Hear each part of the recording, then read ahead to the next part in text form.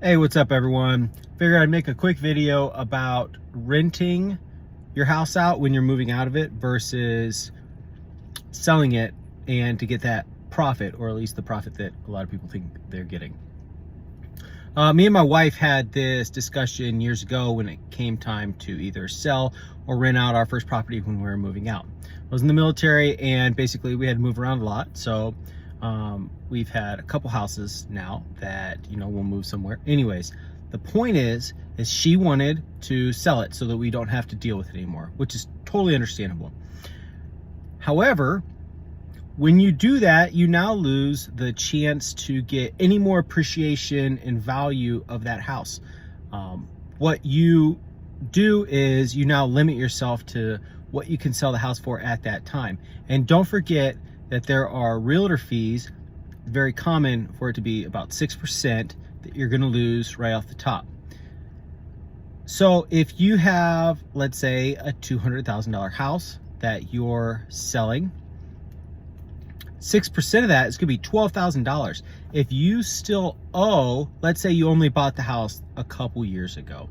Well, actually, right now in this economy, real estate market, a couple years ago, you'd still be on the good side and make a profit. But if you only bought that house a couple years ago, let's say you bought it for $180,000 and now it's worth $200,000, and you bought it less than 2 years ago and now you're moving because of your job. Well, you have $20,000 that it has appreciated, which is great. When you sell it for $200,000, 6% realtor fees, that's going to be $12,000 right away off the top. If you did a loan where you did 100% financing, like a VA loan, a USDA loan, something like that, and you didn't put any money down, well then that $180,000 hasn't gotten paid down very much over the past 2 years.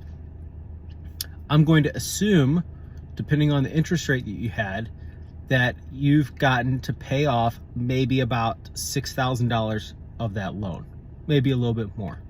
So you still owe $174,000. That profit really isn't that much.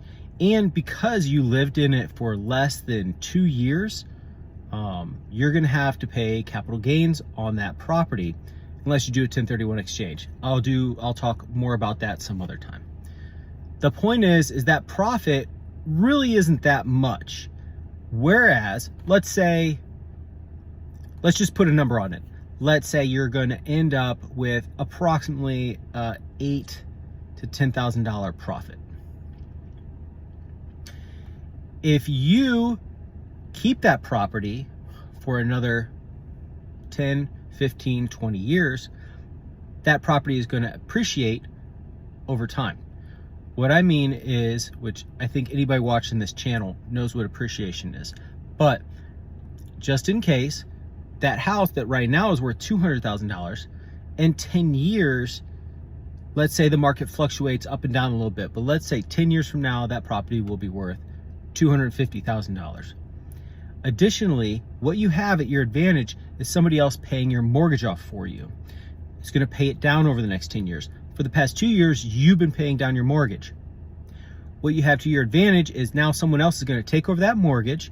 You are going to gain $50,000, possibly. You're going to gain $50,000 in value in that house without you putting any extra money into that. Your renters are going to pay, let's say, a $200,000 house, depending on the area. Maybe they're going to be paying, I don't know, $1,500 in rent, $1,700 in rent each month. The point is that you are going to cash flow, as long as you have it at the right rental price, you're going to cash flow more than what your mortgage is. Let's say your mortgage is $200,000 property. Let's say your mortgage is $1,300, $1,400 a month. Let's say you're renting it out for $1,700, $1,800 a month. Maybe you have it in a nice area and you got a good price on it. Maybe you're renting it out for $2,000 or more. The point is that you're going to get a couple $100s in cash flow after vacancy, after setting aside money for vacancy and capital expenditures and stuff like that. You're going to have a couple $100s a month in cash flow, which is going to be cash in your pocket. I recommend keeping that in savings anyways for the next property that you're going to buy. You're going to have someone paying your mortgage off for you, and you're also going to have an account where that some of that extra rental money is going to be going into.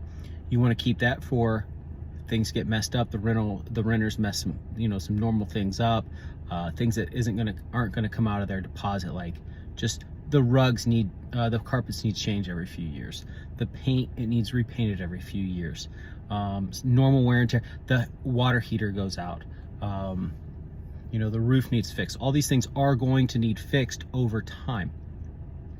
So keep that money aside. The point is you're not paying for that anymore. That money, that extra, $300, $400, $500 is going into account and paying for that. People don't look at it that way, like, oh, well, you know what, I don't want to have to deal with a rental property because what if they destroy it? Well, that's the thing why you are checking credit scores, or you have a property management company checking credit scores, having a good deposit down, making sure that deposit money is in a separate account and they're doing it correctly, legally, so that you can use that, taking before and after photos, making sure forms are filled out correctly. I recommend a property management company, but by all means, you can do it yourself. I'm not one to get phone calls in the middle of the night. I don't want to deal with that. But as long as everything is done correctly, then you can take them to court. But the point is, what you want is to not have to take anybody to court. Get good renters in there.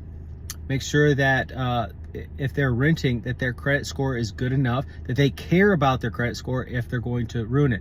I recommend getting houses that are in decent neighborhoods. Yes, there's a whole nother video, or videos have been done and can be done on things like Section 8 housing and stuff like that, where people make plenty good money doing real estate investing in that area. But that's not what I'm talking about at this time. So there's a few things that you get when you get to rent out properties versus selling it right now. Also, the time value of money is one more thing I want to bring up. The time value of money means that you, right now, today's US dollar, or whatever country you're in, is worth a certain amount. That dollar is not going to be as strong in a few years. So right now, $1,300 or $1,400 a month mortgage payment seems like that's a fair amount for most people. But in 10 years, if you haven't refinanced that property and you're still paying $1,300 or $1,400, that same mortgage payment, you've increased the rent, because rents can go up usually each year. Sometimes they don't, but rents historically go up about every year. And so now 10 years later, your $1,700 rent that you're charging people is now $2,000 a month, $2,100 a month, $2,200 a month, but your mortgage has stayed the same, which means your cash flow has increased. That $1,300 isn't worth the same right now as what it will be in 10 years. That mortgage payment is easier to make. The rent has gone up, the appraisal, the value of the home has gone up, and the time value of money, that $1,300 mortgage isn't as big of a deal as it was, 10 years in the past. Additionally, one more thing, we'll try to keep this video under 10 minutes. One more thing that you have at your disposal is you can cash out, refinance properties, and that money that you cash out is not considered income. It's tax-free income. So what you have at your disposal now is, in 10 years or in 5 years or in 15 years or whenever you want to do it, you have whatever equity in your house, in that mortgage property, you can refinance it and take that, most of that out. Let's say, we keep 20% equity in that property. That's 80% of loan of the value of the house.